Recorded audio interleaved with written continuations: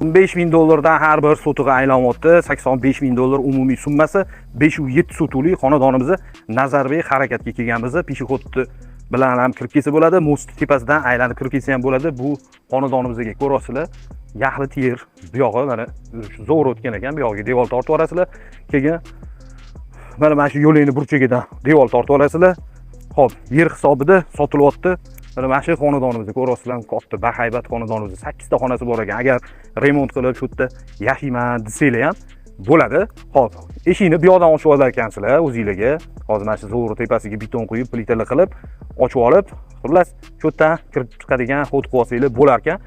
Agar kelishib qolsangiz, bu qo'shni ham o'ziga xod ochib olar ekan, eshik ochib olar ekan. Mabodoga kelishib qolsanglar, birga qilar ekansizlar yoki o'zingizlar qilib yurar ekansizlar. Xo'p, mana shu qirradan bu yog'iga devor tortiladi. Mana shu oxirigacha bu yerda joyimiz $15,000 dan salkam aylanyapti. 85,507 sotuv bu yerda, fasadi 16 metr bu yerda. Ichkariga ketdi, endi hisobini chiqarib olaveramiz. Xullas, narx zo'r, Nazarbek harakat. Peshixodni uydan ham kirib kelsa bo'ladi ko'cha bilan yoki most tepasi bilan aylanib kirib kelsa bo'ladi. Aloqaga chiqaveringlar, nomerlar qoladi. Xonadonimizning fasad qismi 16 metr bu yerda. Bu yoqda 10 metr yana zaxvat bor. Boyga aytganimdek, shu yerdan yo'l ochib olsanglar bo'ladi. Mana bu yoq taraflarini ham ko'rsanglar bo'ladi. Hammasi chiroyli, yaxshi xonadon, ko'chalar asfalt bo'lgan. Bolalar ham maza qilib o'ynab yuraveradi bu yerda, xudo xolisa.